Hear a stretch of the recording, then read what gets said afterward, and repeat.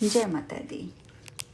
व्यास जी आगे कहते हैं, प्राचीन काल में इस चराचर जगत का सृजन करके सबके आदि रूप सर्वत्र गमन करने वाले दुर्जय, महान, अविनाशी, स्वतंत्र, निराकार, निःस्पृह, परात्पर वे भगवान जिन माया रूपिणी भगवती के संयोग से उपाधि रूप में ब्रह्मा, विष्णु, महेश 3 प्रकार के प्रतीत होते हैं, वे ही परा प्रकृति हैं। उत्पत्ति और काल के योग से ही वे कल्याणमयी प्रकृति उन परमात्मा से भिन्न भासती है। सबका मनोरथ पूर्ण करने वाली वे प्रकृति ही विश्व की रचना करती है, सम्यक रूप से पालन करती है और कल्प के अंत में संहार भी कर देती है। इस प्रकार वे विश्व मोहिनी भगवती प्रकृति ही 3 रूपों में विराजमान रहती है। उन्हीं से संयुक्त होकर ब्रह्मा ने जगत की सृष्टि की है। उन्हीं से संबद्ध होकर विष्णु पालन करते हैं और उन्हीं के साथ मिलकर कल्याणकारी रुद्र संहार करते हैं। पूर्व काल में उन भगवती परा प्रकृति ने ही कुकुत्स वंशी नृपश्रेष्ठ को उत्पन्न करके दानवों को पराजित करने के लिए उन्हें कहीं पर स्थापित कर दिया। इस प्रकार इस संसार में सभी प्राणी विधि के नियमों से बंधकर सदा सुख और दुख का अनुभव करते हैं। जन्मे जी ने पूछा, हे मुने, आप नर नारायण के आश्रम में आई हुई अप्सराओं की चर्चा पहले ही कर चुके हैं, जो काम पीड़ित होकर शांत चित्त मुनि नारायण पर आसक्त हो गई थी। उसके बाद मुनि नारायण उन्हें शाप देने को उद्यत हो गए। इस पर उनके भाई धर्मवेत्ता नर ने उन्हें ऐसा करने से रोक दिया था। हे मुने, अत्यंत कामासक्त उन अप्सराओं के द्वारा अपने मन में पति रूप में संकल्पित किए गए उन मुनि नारायण ने इस विषम संकट में उपस्थित होने पर क्या किया? इंद्र के द्वारा प्रेषित उन वारांगनाओं के बार बार बहुत प्रार्थना करके विवाह के लिए याचित उन भगवान नारायण मुनि ने क्या किया? हे पितामह, मैं उन नारायण मुनि का ये मोक्षदायक चरित्र सुनना चाहता हूँ, आप ये मुझे बताएं। व्यास जी बोले, हे राजन, सुनिए, मैं बताऊंगा। हे धर्मज्ञ, उन महात्मा धर्मपुत्र नारायण का चरित्र विस्तार पूर्वक मैं आपको बता रहा हूँ। जब नर ने मुनि नारायण को शाप देने के लिए उद्यत देखा, तब उन्होंने नारायण को आश्वासन देकर वैसा करने से रोक दिया। तत्पश्चात क्रोध के शांत हो जाने पर महामुनि तपस्वी धर्मपुत्र नारायण उन अप्सराओं से मंद मंद मुस्कुराते हुए मधुर वचन कहने लगे, हे सुंदरियों, हमने इस जन्म में संकल्प कर रखा है कि हम दोनों कभी भी विवाह नहीं करेंगे। अतः मेरे ऊपर कृपा करके आप लोग स्वर्ग लौट जाएं। धर्मज्ञ लोग दूसरों का व्रत भंग नहीं करते। हे सुंदर नेत्रों वाली, इस श्रृंगार रस में रति को भी स्थायी भाव कहा गया है। अतः ब्रह्मचर्य व्रत धारण करने के कारण उसके अभाव से मैं संबंध कैसे कर सकता हूँ? कारण के बिना कार्य नहीं हो सकता, यह सुनिश्चित है। कवियों ने शास्त्रों में कहा है कि स्थायी भाव ही रस रूप है। समस्त सुंदर अंगों वाले मैं इस धरातल पर धन्य तथा सौभाग्यशाली हूँ, जो कि लोगों का स्वाभाविक प्रीति पात्र बन सका। हे महाभागाओ, आप लोग कृपा करके मेरे व्रत की रक्षा करें। मैं दूसरे जन्म में आप लोगों का पति अवश्य बनूंगा। हे विशाल नेत्रों वाली सुंदरियों, देवताओं का कार्य सिद्ध करने के लिए मैं 28वें द्वापर में इस धरातल पर निश्चित रूप से अवतरित होऊंगा। उस समय आप लोग भी राजाओं की कन्या होकर पृथक पृथक जन्म ग्रहण करेंगी और मेरी भार्याएं बनकर पत्नी भाव को प्राप्त होंगी। पाणी ग्रहण का ऐसा आश्वासन देकर नारायण मुनि ने उन्हें विदा कर दिया और वे अप्सराएं भी काम व्यथा से रहित होकर वहां से चली गईं। इस प्रकार उनसे विदा पाकर वे अप्सराएं स्वर्ग पहुंची और फिर उन्होंने इंद्र को सारा वृतांत बता दिया। तदंतर उन अप्सराओं से नारायण मुनि का वृतांत विस्तार पूर्वक सुनकर तथा साथ में आई उर्वशी आदि नारियों को देखकर इंद्र उन महात्मा नारायण की प्रशंसा करने लगे। इंद्र बोले, अहो, उन मुनि का ऐसा अपार धैर्य तथा तपोबल है जिन्होंने अपने तप के प्रभाव से उन्हीं अप्सराओं के सदृश रूप वाली अन्य उर्वशी आदि अप्सराएं उत्पन्न कर दी।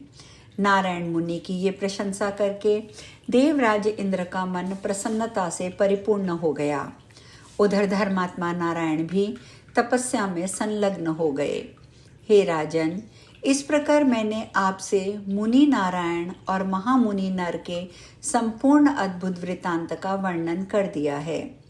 हे भरत श्रेष्ठ, वे ही नर नारायण भृगु के शापवश पृथ्वी का भार उतारने के लिए इस लोक में पराक्रमी कृष्ण और अर्जुन के रूप में अवतरित हुए थे। राजा बोले, हे मानद, अब आप कृष्ण अवतार की कथा भी मुझसे कहिए और मेरे मन में जो संदेह है उसका निवारण कीजिए।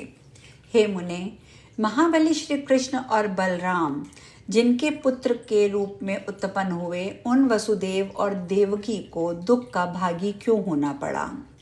जिनकी तपस्या से संतुष्ट होकर साक्षात भगवान श्री हरि उनके पुत्र बने थे, वे ही वसुदेव और देवकी बेड़ियों में बद्ध होकर कंस के द्वारा बहुत वर्षों तक क्यों सताए गए? वे श्री कृष्ण उत्पन्न तो मथुरा में हुए, किंतु गोकुल क्यों ले जाए गए? बाद में कंस का वध करके उन्होंने द्वारका में निवास क्यों किया? अपने पिता आदि के द्वारा सेवित समृद्ध संपन्न तथा पवित्र स्थान को छोड़कर वे भगवान श्री कृष्ण दूसरे अनार्य देश में क्यों चले गए? एक ब्राह्मण के शाप से भगवान श्री कृष्ण के वंश का नाश क्यों हो गया? पृथ्वी का भार उतारकर उन सनातन भगवान श्री कृष्ण ने तुरंत देह त्याग कर दिया और वे स्वर्ग चले गए। जिन पापियों के भार से पृथ्वी व्याकुल हो उठी थी, उन्हें तो अमित कर्मों वाले भगवान श्री कृष्ण और अर्जुन ने मार डाला था, किंतु जिन चोरों ने भगवान श्री कृष्ण की पत्नियों का अपहरण कर लिया था, उन्हें वे क्यों नहीं मार सके? भीष्म, द्रोण, कर्ण, राजा वाहिक, वैराट, विकर्ण, राजा दृष्टद्युम्न, सोमदत्त आदि सभी राजागण युद्ध में मार डाले गए। भगवान श्री कृष्ण ने उनका भार तो पृथ्वी से उतार दिया, किंतु वे चोरों का भार क्यों नहीं मिटा सके? कृष्ण जी की पवित्र व्रता पत्नियों को निर्जन स्थान में इस प्रकार दुख क्यों मिला? हे मुनि श्रेष्ठ, मेरे मन में ये संदेह बार बार हो रहा है।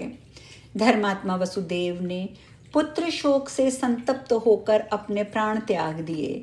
इस प्रकार वे अकाल मृत्यु को क्यों प्राप्त हुए? हे मुनिवर, पांडव धर्मनिष्ठ थे, भगवान श्री कृष्ण में सदा तल्लीन थे, फिर उन्हें क्यों दुख भोगना पड़ा? महाभागा द्रौपदी को दुख क्यों सहने पड़े? वह तो साक्षात लक्ष्मी के अंश से उत्पन्न थी और वेदी के मध्य से प्रकट हुई थी। रजोधर्म से युक्त उस युवती द्रौपदी को बाल पकड़कर घसीटते हुए दुशासन सभा में लेकर आया था। वन में गई हुई उस पतिव्रता को सिंधुराज जयद्रथ ने सताया। उसी प्रकार अज्ञातवास के समय कीचक ने भी रोती कलपती उस द्रौपदी को बहुत पीड़ा पहुंचाई। अश्वत्थामा ने घर के अंदर ही उसके 5 पुत्रों को मार डाला। सुभद्रा पुत्र अभिमन्यु बाल्यावस्था में युद्ध में मार डाला गया।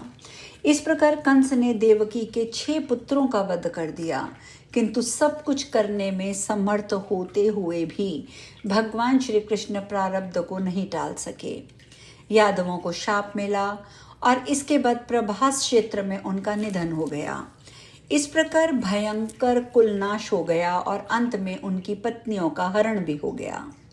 भगवान श्री कृष्ण स्वयं नारायण ईश्वर और विष्णु थे, फिर भी उन्होंने दास की भांति उग्रसेन की सदा सेवा की।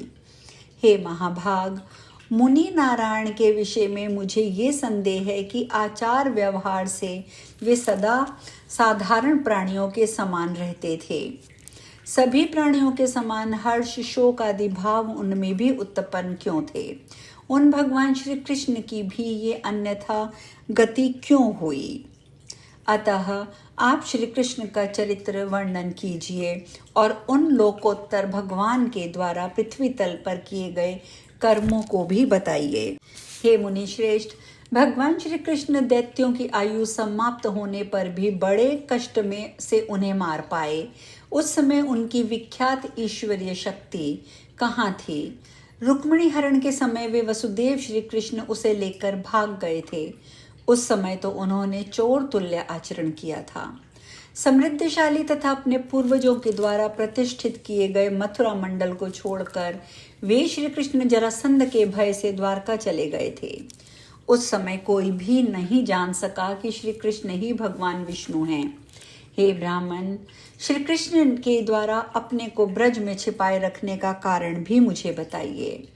हे सत्यवती नंदन, ये तथा और भी बहुत से संदेह हैं।